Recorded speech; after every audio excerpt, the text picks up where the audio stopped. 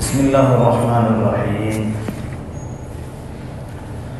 عن عبد الله بن كعب بن مالك رضي الله عنه قال سمعت أبي كعب بن مالك رضي الله عنه يحدث بحديثه حين تخلف عن رسول الله صلى الله عليه وسلم في غزوة تبوك إلى آخر الحديث. நேற்றைய தினம் நாம் படித்து காட்டிய ஒரு ஹதீஸினுடைய தொடர்ச்சி இது. கஅப் இப்னு மாலிக் ரலியல்லாஹு அன்ஹு ஒரு முக்கியமான சஹாபி. அவருடைய மகன் அப்துல்லாஹ் இப்னு கஅப் இப்னு மாலிக் ரலியல்லாஹு அன்ஹு அவர்கள் இந்த விஷயத்தை நமக்கு சொல்லுகிறார்கள்.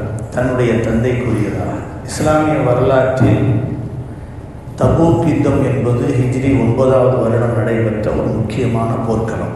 தூரம் அதிகமான ஒரு போர், அதுவும் அதிலே ஏற்பட்ட வெயிலின் கடுமையாக தாகம் போன்ற பயங்கரமான சூழலை கொண்ட ஒரு போர்க்களம் இந்த தபூக் போர்க்களம். இந்த போர்க்களத்தில் அவர்கள் கலந்து கொண்ட மனிதர்களுடைய எண்ணிக்கையும் அதிகம். எல்லா போர்க்களங்களிலும் கலந்து கொள்ளக்கூடியவர்கள் பட்டியலிடப்படுவார்கள். ஆனால் இந்த போர்க்களத்தில் எழுத முடியாத அளவுக்கு எண்ணிக்கை அதிகமாக இருந்ததின் காரணத்தினால் யார் வந்தார் யார் போனார் என்று தெரியாத அளவிற்கு கணக்கிலடங்காத கூட்டம். எனவே சில பேர் நபி அவர்களிடத்திலே ஏதாவது காரணத்தை சொல்லி தப்பித்து கொள்ளலாம் என்று நினைத்து அந்த போருக்கு போகாமலே இருந்தார்கள். இவர்களெல்லாம் முனாஃபிக்குகளாக இருந்தார்கள் பெரும்பாலும். இதில் முக்கியமான ஒரு சஹாபியாக இருக்கக்கூடியவர்கள் கஅப் இப்னு மாலிக் ரலியல்லாஹு அன்ஹு. அவரிடத்தில் நிறைய வசதி இருக்கிறது அந்த நேரத்தில். எனவே என்னிடத்தில் நல்ல வேகமாக செல்லக்கூடிய வாகனம் இருக்கிறது, நபி அவர்களோடு சென்று நாம் கலந்து கொள்ளலாம் என்று நினைத்து ஒரு நாள் அடுத்த நாள் என்று சொல்லி பல நாள் ஆகிவிட்டது. கடைசி வரை போகவே முடியவில்லை. கடைசியாக நபிகள் நாயகம் ஸல்லல்லாஹு அலைஹி வஸல்லம் அவர்கள் எங்கே சென்று அடைய வேண்டுமோ அங்கே சென்று அடைந்து விட்டார்கள்.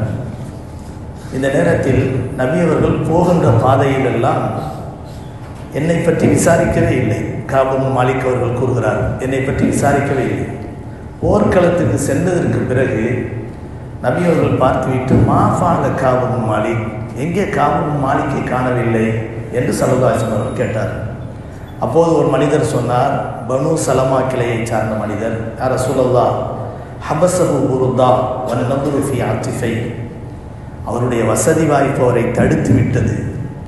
அவருடைய செல்வச் செழிப்பு தான் அவருடைய கண்ணுக்கு முன்னால் தெரிகிறது. அதனால் அந்த போருக்கு வராமே இருந்துட்டார் என்று குத்தலாக கூறினார். இதை கேட்டு முக்கியமான சஹாபியாக இருக்கக்கூடிய முஆத் இப்னு ஜபல் ரலியல்லாஹு அன்ஹு சொல்கிறார்கள், பிக்ஸமா குல்த, இப்படிலாம் பேசாத, நீ சொல்கிறது நல்லதல்ல.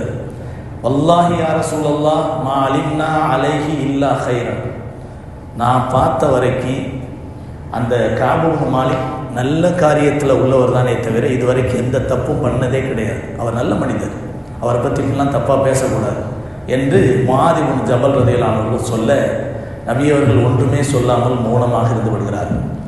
கடைசியாக போர்க்களம் முடிவடைகிறது. முடிவடைந்து விட்டு எல்லோரும் திரும்புகிறார்கள் என்ற செய்தி எனக்கு வருகிறது. அதுவரை போகலாம் என்று இருந்து கடைசி வரை போக முடியாமல் நபியும் திரும்பி கொண்டிருக்கிறார்கள். இப்போ என்னுடைய உள்ளத்தில் பலவிதமான காரணங்களை கூறுவதற்கான எண்ணங்கள் என்னுடைய சிந்தனையில் வருது. நம்ம என்ன சொல்லி தப்பிக்கலாம், நபிகிட்ட என்ன காரணம் சொல்லலாம் என்ற எண்ணங்கள் என்னுடைய உள்ளத்தில் நிறைய வருது. அந்த நேரத்தில் என்னுடைய குடும்பத்தார் ஒவ்வொருத்தையும் போய் நான் பார்க்குறேன். நபியை நான் போகலை, நபிகிட்ட போய் நான் என்ன காரணம் சொல்லலாம், நீங்கள் ஒரு ஐடியா சொல்லுங்களேன் இப்படி சொல்லப்படும். அப்படி சொன்ன உடனே குடும்பத்தார் ஒவ்வொருத்தரும் ஒரு விதமாக சொல்கிறாங்க. ஆனால் நபிகள் நாயகம் ஸல்லல்லாஹு அலைஹி வஸல்லம் என்ன செஞ்சிடறாங்க, போர்க்களத்திலிருந்து பயணத்திலிருந்து திரும்பி முதல்ல அவர்கள் வந்த உடனே பள்ளிவாசலுக்கு தான் போவாங்க. பள்ளிவாசலில் போய் 2 ரக்காத் தொழுவாங்க. தொழுதுட்டு மக்களை நோக்கி உட்கார்ந்து ஏதாவது உங்களுக்கு பேசணுமா அப்படின்னு பேசிட்டு தான் வீட்டுக்கு போவாங்க. அந்த மாதிரி நபிகள் நாயகம் ஸல்லல்லாஹு அலைஹி வஸல்லம் அவர்கள் என்ன செஞ்சாங்க, வந்தார்கள்.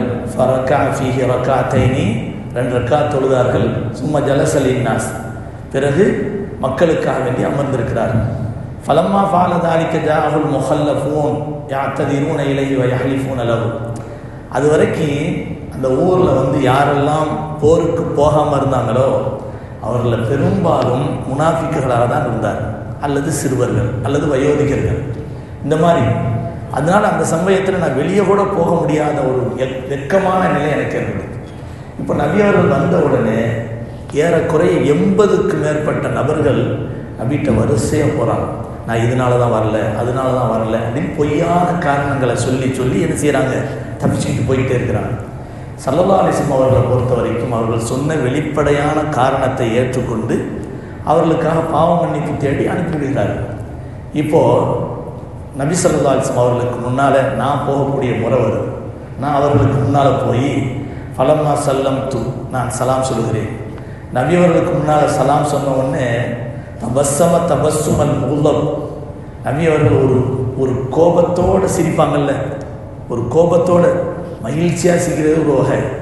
நம்மளை பார்த்து ஒரு வெறுப்பான ஒரு சிரிப்பு சிரிப்பாங்கல்ல, அந்த மாதிரி ஒரு சிரிப்பை என்னை பார்த்து சிரிக்கிறாங்க. சிரிச்சுட்டு தான் வா உட்கார் அப்படிங்கிறாங்க. நான் உட்கார்ந்தேன். ஹத்தா ஜலஸ்து பைன எதை, நபி அவர்களுக்கு நான் முன்னால் உட்காந்துட்டேன். பெருமானார் ஸல்லல்லாஹு அலைஹி வஸல்லம் என்னை பார்த்து கேட்டாங்க, மாஹல்ல ஏன் வரல, போருக்கு ஏன் வரல அப்படின்னு கேட்குறாங்க. அலம் தக்கும் கதிவு தகுத்தல் மஹருக், உனக்கு பயணம் செய்வதற்குரிய வாகனம் இருந்துச்சா இல்லையா, அப்படி இருந்து நீ ஏன் வரல அப்படின்னு கேட்குறாங்க. ஸல்லல்லாஹு அலைஹி வஸல்லம் இடத்துல நான் சொன்னேன், யா ரசூலல்லாஹ் இன்னி வல்லாஹி லவ் ஜலஸ்து இன்த கைரிக மின் அஹ்லி துன்யா, உலகம் சார்ந்த மற்ற யாரா மனிதருக்கு முன்னால் நான் உட்கார்ந்துருந்தேன்னு வச்சுக்கிறீங்களேன், நான் இப்போ சொல்கிற காரணங்களே வேறு மாதிரி போய் சொல்லி நான் தப்பிச்சுட்டு போயிருப்பேன். எனக்கு அவ்வளோ பேச்சு திறமை இருக்குது.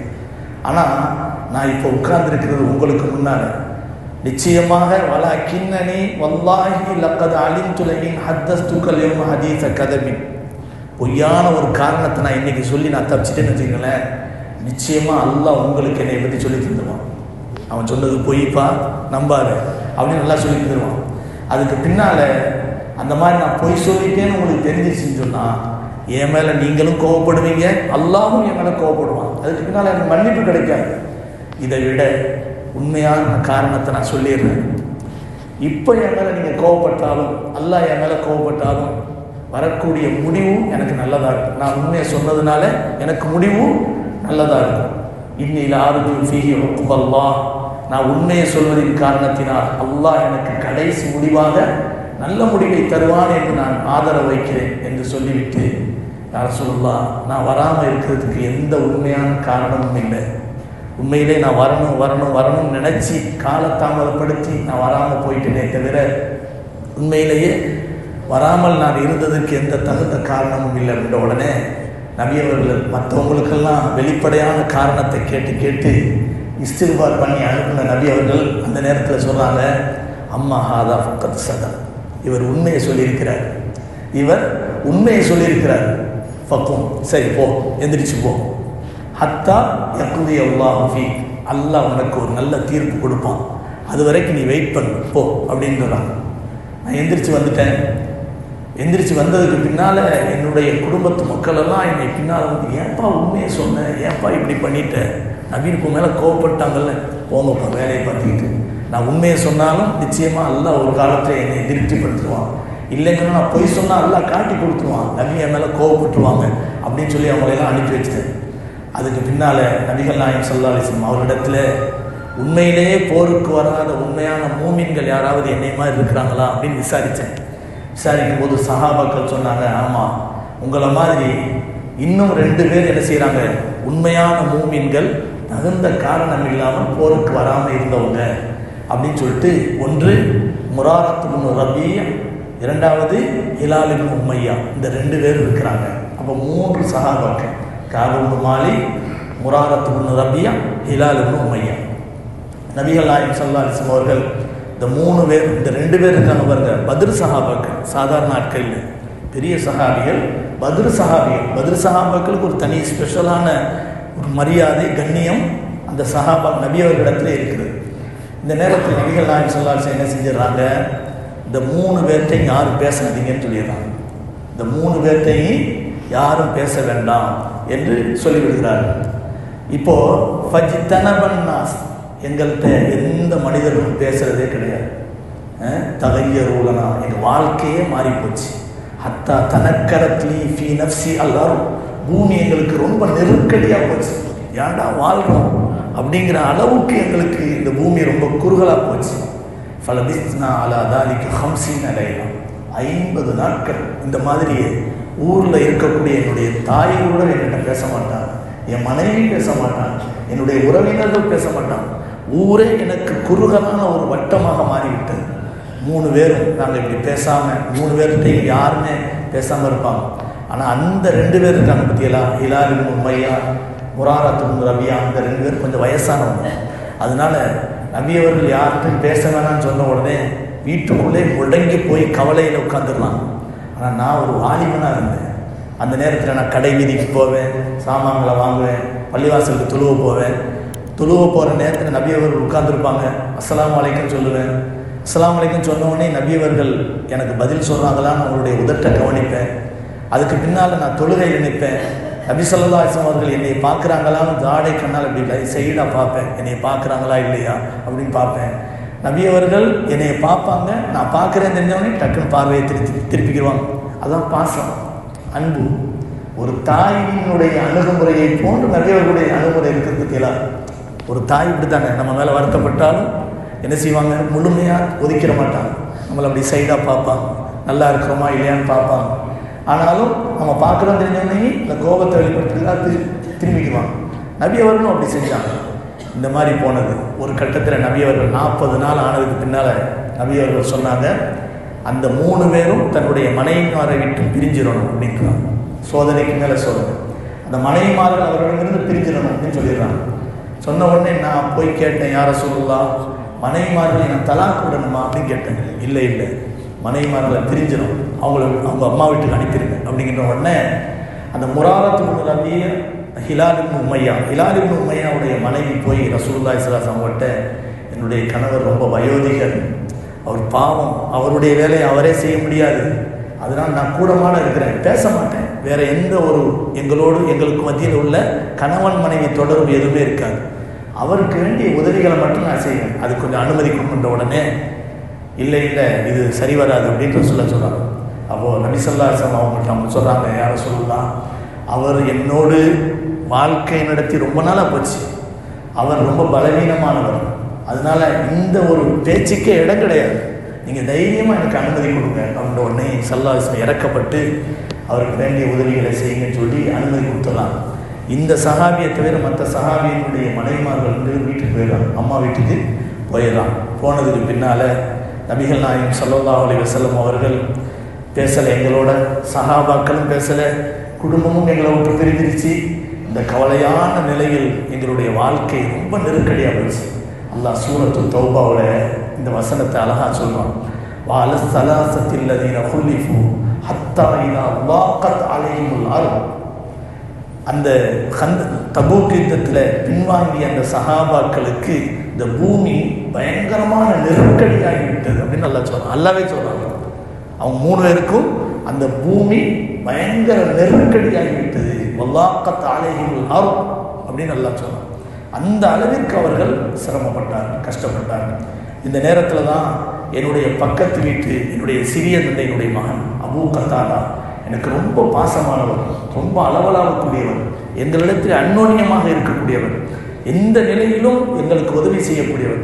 செவத்து மேலே ஏறி, யா அபா கத்தாதா, நம்ம எவ்வளோ நட்பாக இருந்தோம், எவ்வளோ பாசமாக இருந்தோம், இந்த நேரத்தில் நீயும் பேச மாட்டேங்கிறியே, நான் எனக்கு எப்படி இருக்கும் நீ நினச்சி பாரு அப்படின்னு நான் சொன்னேன்.